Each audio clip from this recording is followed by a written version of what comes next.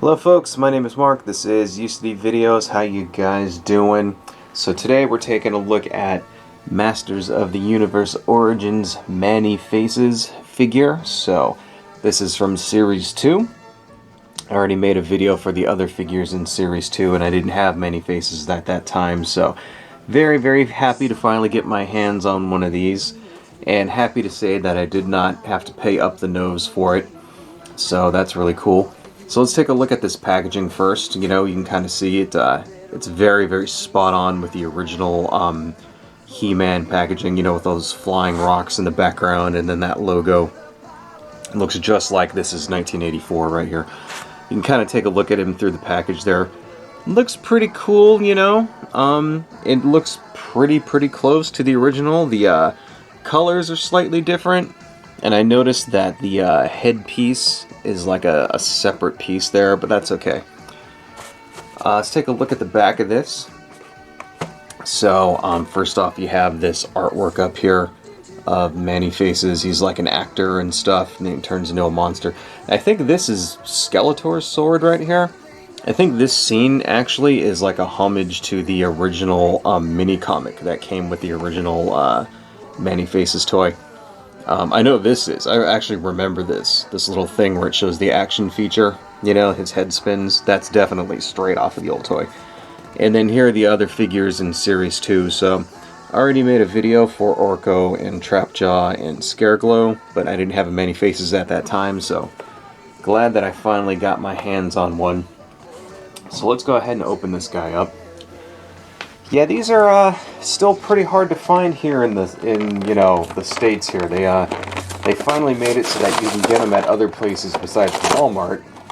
So I can get them at my local Target, but then it turns out that the only ones they have at Target is He-Man and Skeletor. They don't have any like other figures. I think I saw Zodak once, and that was it. And it's like, okay. So first, let's get a closer look at that sculpt there. Very nice. Looking really good.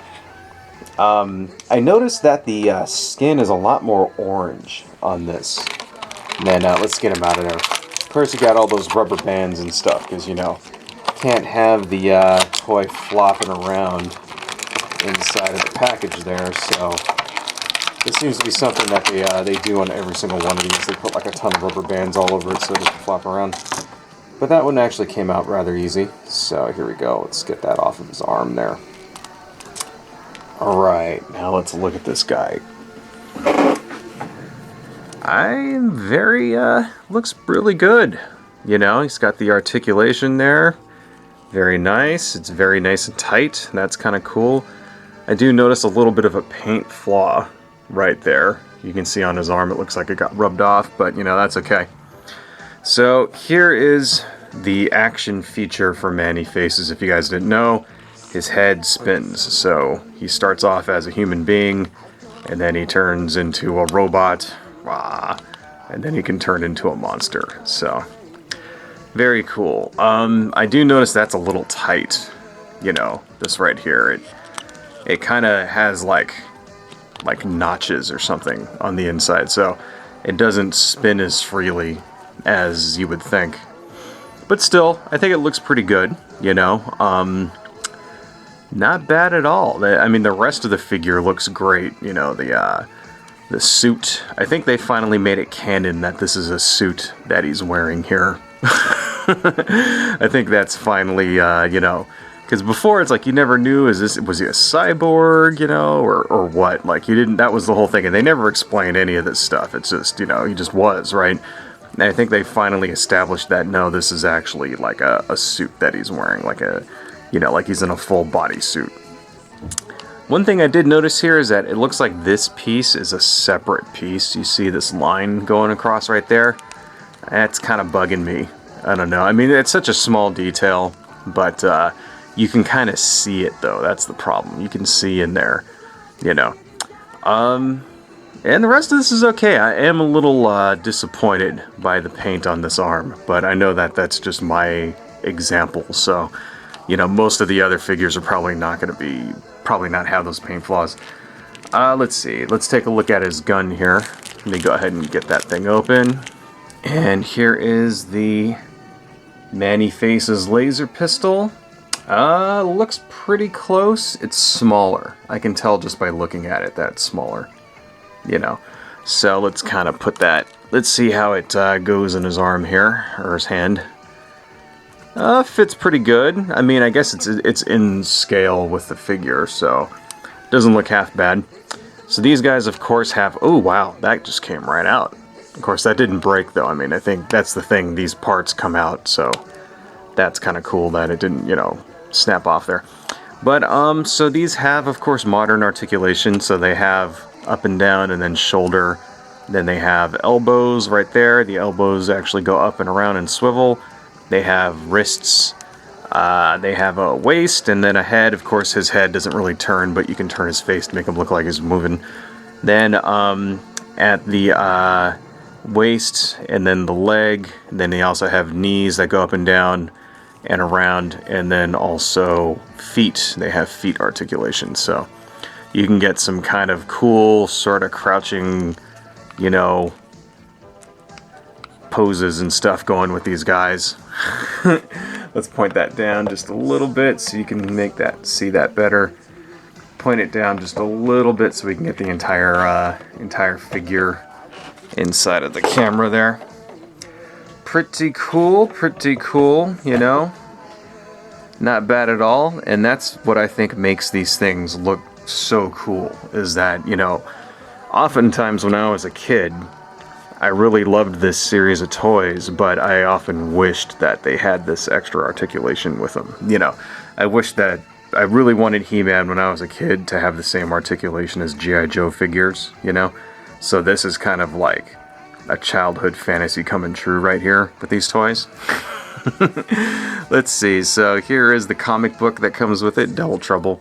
It's the same comic that came with all of Series 2. You know, basically it's a story about Orko and then blah blah blah. It features every one of the, you know, characters from Series 2 in it. So, pretty cool, pretty cool. So let's do a comparison with new Man-E-Faces and old Man-E-Faces, because I happen to have an original Man-E-Faces toy right over here. So first thing you'll notice is that the skin color, actually let's put that gun in his hand there. The skin color is much more orange with the new one, if you notice there. It's a lot tanner here. And I think this, though, I don't remember this as a kid looking exactly like this. I think this has sort of aged a little bit, maybe yellowed. This is not, of course, the original figure I had as a kid. I had to rebuy this. So I could be wrong. Maybe it was always this color, but I could have sworn that this was a little lighter. And maybe this particular figure, like, you know, came from a smoking home or something. Because you can kind of tell, like, you see how the shorts here are a different color blue than this. These shorts used to be the same blue. And it's like, over time, you know, these things age. You know, I mean, at this point, this figure is almost, you know, 40 years old at this point. Right? In fact, it'll probably be 40 years old in about 2 years here. So... yeah, what does it say? 1982? So next year this is going to be 40. Right? So, you know, plastic and paint and stuff like that, you know, it ages over time. So this may have been discolored, especially if you have toys that, like, if you come from an owner that smokes, that'll discolor things, stuff like that. So, and then just over the natural, you know, decaying process, you know, paint will change colors. You know, plastic will change colors. It'll get softer. It'll get more brittle. It'll get harder. Whatever, right? But you can kind of see the you know, the sculpt is nearly the same. I notice there's a few details are different. You know, like if you notice this little center plate. You know, here it's like two tubes. You know what I mean? They look like oxygen tubes, and then here it's like, I don't know, buttons or something like that. And then, you know, there's like little details on the hoses and things. And then on the side, you know, you see the side looks a little bit different. So the sculpt is not one for one. It's definitely inspired by it. It actually looks a little more simplified on the newer figure, you know. So actually it does look a little more detailed on the classic one. I'm surprised. Here's the thing I noticed about the guns here. Let me show you the guns. The new gun is smaller. See how much smaller it is? And, but, you know, there you go. So yeah, that was one thing that I really kind of hoped.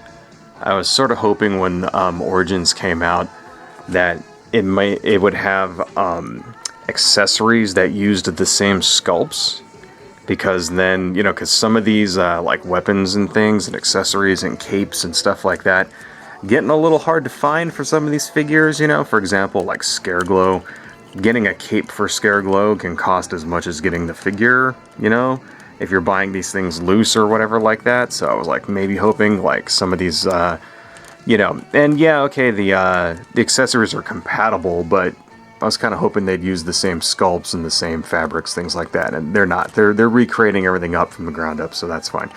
Come on, man, stand up. He doesn't want to stand up. Anyway, but still, you know, I think it's a it's a great modern update to the original toys. You know what I mean? So, and I'm still very, very happy with them. You know, happy with all of these toys. You know, the come on, man, stand up. Masters of the Universe Origins toys. I think they're some of the best toys like that I've seen in a long, long time. In fact, I think I like these even better than classics. You know, the Masters of the Universe classics, which are kind of like the ultimate He-Man figures. I mean, those of course are like awesome and super adult collectible figures, stuff like that. But I think I like these more, man. I don't know. They're appealing to the inner 11-year-old in me. Anyway, that's all I got, folks. Adios.